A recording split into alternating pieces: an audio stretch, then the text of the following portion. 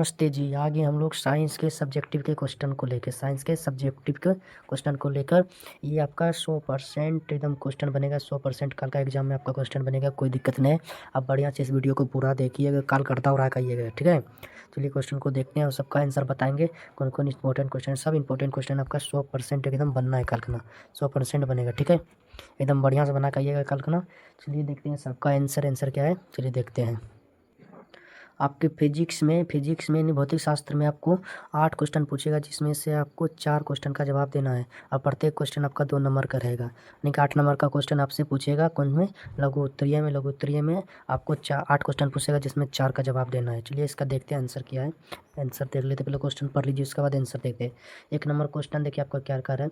2 metre focus दूरी वाले किसी अवतल लेंस की क्षमता ज्ञात करें। अगर ये क्वेश्चन हमसे बन रहा है तो बनाइए, ना हटाइए, छोड़िए। अब क्वेश्चन नंबर 2 देखिए, एम्पियर की परिभाषा दे। हम 2 नंबर क्वेश्चन बनाएंगे, इसको टिक कर लेते हैं। जो क्वेश्चन बनाएंगे उसको टिक कर लें। 2 नंबर क्वेश्चन बनाएंगे, इसको टिक करके हम रख लिए। चलिए क्वेश्चन नंबर 3 है आपका, देखिए क्वेश्चन नंबर 3 है आपका, अवतल दर्पण के कोई 3 उपयोग लिखें। अवतल दर्पण के कोई 3 उपयोग लिखें, ये भी बनाना है तो ये भी टिक कर लिए हम। चलिए अगला क्वेश्चन देखते हैं। अगला 4 नंबर क्वेश्चन है आपका, अनवीकरणीय ऊर्जा स्रोत क्या है, इसके 2 उदाहरण दे। और नवीकरणीय ऊर्जा स्रोत क्या है, इसके 2 उदाहरण देना, बनाना है, छोड़ दीजिए। चलिए अगला क्वेश्चन देखिए।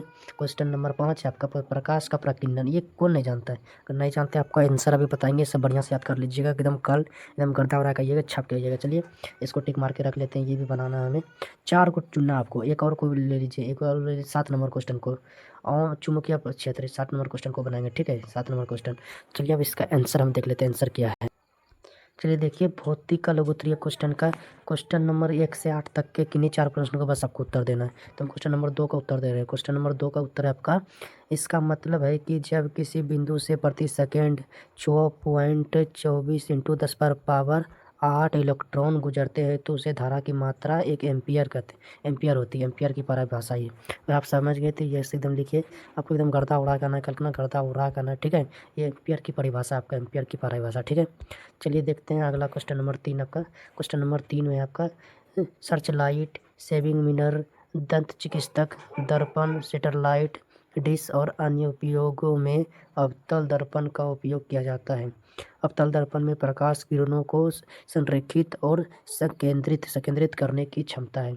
अवतल दर्पण का उपयोग कहाँ होता है, तो सर्च लाइट में, सेविंग मिरर में, दंत चिकित्सक दर्पण में, सेटेलाइट डिश में, ठीक है। ये सबका आपका अवतल दर्पण का उपयोग कहाँ होता है, ये पूछा है आपको, ये लिख देना, एकदम 100% सही आंसर है, 100% सही आंसर, ठीक है। चलिए क्वेश्चन नंबर 5 आपका है। क्वेश्चन नंबर 5 है, जब प्रकाश की किरण किसी ऐसे माध्यम से गुजरता है जिसमें धूल, गैस अणु या अन्य कण मौजूद होते हैं, वह उन कणों से टकराकर अपनी सीधी रेखा वाले पथ पे विचलित होकर विभिन्न दिशाओं में फैल जाती हैं। इस प्रक्रिया को प्रकाश का प्रकीर्णन कहते हैं। क्या समझ के, प्रकाश के प्रकीर्णन को अगर आप कल पूछेगा आपको तो बना देंगे। कमेंट में यस लिखिए, अगर बना देंगे तो यस, एकदम गर्दा उड़ा करना है कल। यही 100% छपने वाला क्वेश्चन, हम 100% आपको बना के आएंगे, 100% बनाएंगे, ठीक है। चलिए 7 नंबर क्वेश्चन आपका, 7 नंबर क्वेश्चन को देखते हैं। 7 नंबर क्वेश्चन क्या आपका, 7 नंबर क्वेश्चन है, चुंबकीय क्षेत्र के 2 गुण। चुंबकीय क्षेत्र के 2 गुण क्या है, वो कभी एक दूसरे को नहीं काटती है। चुंबकीय क्षेत्र है वो कभी एक दूसरे को नहीं काटती, वह बिंदु चुंबक के उत्तरी ध्रुव से निकलकर दक्षिणी ध्रुव पर समाप्त होती है। क्या आपसे कल पूछा जाएगा चुंबकीय क्षेत्र के 2 गुण, तब लिख देंगे यस। अगर लिख देंगे तो कमेंट में यस लिखिए, समझ गए। चलिए आप दीर्घ उत्तरीय क्वेश्चन को पहले देख लेते हैं, उसके बाद इसका आंसर देखेंगे, ठीक है। आपके फिजिक्स के दीर्घ उत्तरीय क्वेश्चन में 2 दीर्घ उत्तरीय क्वेश्चन पूछे जाएंगे, जिसमें किसी एक का आपका जवाब देगा। जो पर एक क्वेश्चन का आपका 6 अंक का रहेगा। कितने अंक का रहेगा, 6 अंक का। तो देख लीजिए कौन, अगर आप देना चाहते हैं इसका जवाब तो दे सकते हैं, जो आपको लगता है आसान तो दे सकते हैं। मैं आपको क्वेश्चन का आंसर तो बताएंगे ही। चलिए 9 नंबर क्वेश्चन देखते हैं। एक अवतल दर्पण के लिए सिद्ध करें कि 1/v + 1/u = 1/f। ये सिद्ध करने अपने बना सकते हैं। या दूसरे नंबर, सूर्य की ऊर्जा का स्रोत क्या है, वर्णन करें। हम ये 10 नंबर क्वेश्चन को बनाएंगे। चलिए इसका आंसर को देखते हैं, इसका आंसर क्या है, देख लीजिए इसका आंसर क्या है, देख लीजिए। चलिए उत्तर लिख लेंगे। उत्तर क्वेश्चन नंबर 10 का उत्तर है, सूर्य की ऊर्जा मुख्य स्रोत परमाणु संलयन है। इस प्रक्रिया में सूर्य के केंद्र में अत्यधिक दबाव और उच्च तापमान के कारण हाइड्रोजन के परमाणु आपस में मिलकर हीलियम परमाणु बनाते हैं। इस प्रक्रिया में कुछ पदार्थ नष्ट होते हैं जो आइंस्टीन के सिद्धांत के अनुसार ऊर्जा में बदला जाता है और यह ऊर्जा ऊष्मा और प्रकाश के रूप में बाहर निकलता है। ये ऊर्जा और प्रकाश के रूप में बाहर निकलता है, ठीक है। परमाणु संलयन की प्रक्रिया, परमाणु जो संलयन की प्रक्रिया वो कैसे होती है? प्रोटॉन संलयन, सूर्य के केंद्र में हाइड्रोजन के नाभिक यानी प्रोटॉन आपस में टकराते हैं। जो ये सूर्य के केंद्र में हाइड्रोजन के नाभिक है वो आपस में क्या करते हैं? आपस में टकराते हैं।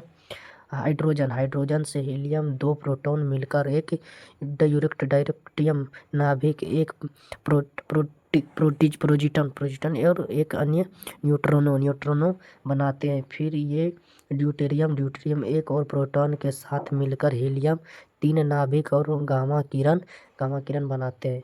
अंत में 2 हीलियम 3 नाभिक मिलकर एक हीलियम 4 नाभिक और 2 प्रोटॉन बनाते हैं। ऊर्जा उत्सर्जन, इस पूरी प्रक्रिया में 4 हाइड्रोजन नाभिक मिलकर एक हीलियम नाभिक बनाते हैं, ठीक है। इस प्रक्रिया के कुल द्रव्यमान एक छोटा सा हिस्सा नष्ट हो जाता है। यह नष्ट हुआ द्रव्यमान में परिवर्तित हो जाता है, जो गामा किरणों के रूप में उत्सर्जित होता है। द्वारा बताया गया है कि ऊर्जा का प्रभाव, यह ऊर्जा सूर्य की परतों से होती हुए हम तक प्रकाश ऊष्मा के रूप में पहुँचते हैं। ये क्वेश्चन आपका 6 अंक का था, 6 अंक का था, इसलिए थोड़ा बड़ा था, कोई दिक्कत नहीं। अब एकदम बढ़िया से रब 2 बार 4 बार पढ़ के प्रैक्टिस करिएगा, लिख कर प्रैक्टिस करिएगा, आपका आराम से ये प्रश्न याद हो जाएगा, ठीक है। चलिए देखते हैं अब अगला क्वेश्चन आपको आपसे रसायन शास्त्र में 8 सवाल पूछे जाएंगे। 8 में से किन्हीं आपको 4 का जवाब देना है, जो प्रत्येक 2 अंक का रहता है। कितना अंक? 2 अंक का, ठीक है, समझ गए। तो चलिए पहले प्रश्न को पढ़ लेते हैं। तो प्रश्न नंबर 11 आपका है, सोडियम हाइड्रोजन के विलयन में क्षारक को अधिक में मिलाने पर HO- आयन की सांद्रता किस प्रकार प्रभावित होती है? क्या इस क्वेश्चन को आप बनाना चाहते हैं बना सकते हैं, छोड़ दीजिए, हम इसका सबका आंसर बनाएंगे, घबराइएगा नहीं। चलिए क्वेश्चन नंबर 12 को पढ़ते हैं। ब्लीचिंग पाउडर से क्लोरीन विस्थापित करने वाली 2 अभिक्रियाओं का समीकरण देते हुए उल्लेख कीजिए। अगर बनाना चाहते हैं बनाइए, नहीं छोड़ दीजिए, कोई दिक्कत नहीं। चलिए क्वेश्चन नंबर 13 आपका, संयोजक बंधन क्या है? इसके 2 उदाहरण दें। अगर बनेगा आपसे तो बनाइए, नहीं छोड़ दीजिए, हम सबका आंसर बताएंगे, कोई दिक्कत नहीं, लेने की टेंशन नहीं है। क्वेश्चन नंबर 14 है, अयस्क क्या है? क्या ये बना सकते हैं? अगर हम बनाएंगे तो इसका टिक मार के रख लिया, ठीक है। अगला क्वेश्चन है, रासायनिक समीकरण को संतुलित करना क्यों आवश्यक है? ये भी हम बनाएंगे, इसलिए इसको भी टिक मार लिए। 17 नंबर क्वेश्चन है, वन संपदाओं पर निर्भर किन्हीं 2 उद्योगों के नाम बताएं। ये नहीं बनाएंगे, हम छोड़ दिए, चलिए छोड़ दिए। अगला क्वेश्चन है, संक्षारण क्या है? सो उदाहरण समझाए, तो ये भी बनाएंगे। हम अभी बनाने वाले 15, देखिए 14, 15, 16, 14, 15, 16 और 18, ठीक है। हम अभी इसका चलिए आंसर देखते हैं, 14, 15, 16, 18 का इसका आंसर देखते हैं क्या आंसर। चलिए ये रसायन शास्त्र का आपका लघु उत्तरीय प्रश्न का आंसर है।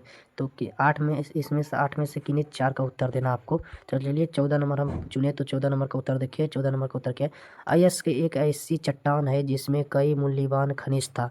धातु इतनी अधिक मात्रा में होती है कि उसका खनन और शुद्धिकरण आर्थिक रूप से फायदेमंद होता है। क्या आपको पूछा जाएगा अयस्क क्या है, तो लिख देंगे, एकदम लिख देना है, कोई छोड़ना क्या आना नहीं, ठीक है। यस अगर लिख देंगे तो यस लिखिए। चलिए क्वेश्चन नंबर 15 को देखते हैं। क्वेश्चन नंबर 15 आपका क्या है? इसका क्वेश्चन नंबर 15 का उत्तर है, रासायनिक समीकरण को संतुलित करना आवश्यक क्यों है? क्योंकि यह द्रव्यमान संरक्षण के नियम पर पालन करता है, जिसके अनुसार किसी भी रासायनिक अभिक्रिया में द्रव्यमान का ना तो निर्माण होता है और ना ही विनाश होता है। संतुलन यह सुनिश्चित करता है कि अभिक्रिया के दोनों तरफ प्रत्येक तत्व की परमाणु संख्या समान है। आपसे पूछा जाएगा कल कि रासायनिक समीकरण को संतुलित करना क्यों जरूरी है, तो बता देंगे, एकदम यस बता के आना, एकदम छोड़ना नहीं, लिख के आना है। 2 अंक का प्रश्न है, छोड़ना नहीं, ठीक है। चलिए क्वेश्चन नंबर 16 को देखते हैं। 16 नंबर क्या आपका क्वेश्चन नंबर 16 है आपका। 16 का उत्तर है, अम्ल का जलीय विलयन विद्युत का संचालन करता है, क्योंकि अम्ल जो है पानी में घुलकर हाइड्रोजन आयन यानी कि H+ आयन देता है, और यह हाइड्रोनियम आयन यानी H- देता है, ठीक है। H- में टूट जाते हैं, जो विद्युत के अवशेषिक वाहक होते हैं और विलयन में स्वतंत्र रूप से विलयन में क्या है आपका विलयन में स्वतंत्र रूप से गति कर सकते हैं, ठीक है। आपसे पूछा जाएगा कि अम्ल विलयन विद्युत संचालन क्यों करते हैं, तो आप लिख देंगे, एकदम लिख के आना, छोड़ना नहीं। आपका ये 2 अंक का प्रश्न है, ठीक है। चलिए अब दीर्घ उत्तरीय प्रश्न को देखते हैं।